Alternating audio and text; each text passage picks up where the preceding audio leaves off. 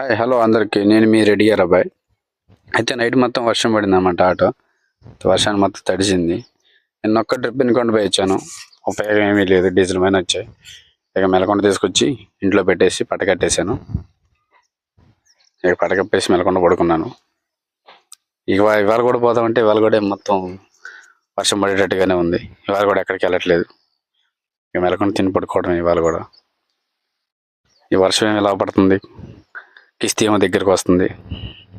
ఏం చేయాలి ఏం అర్థం కావట్లేదు.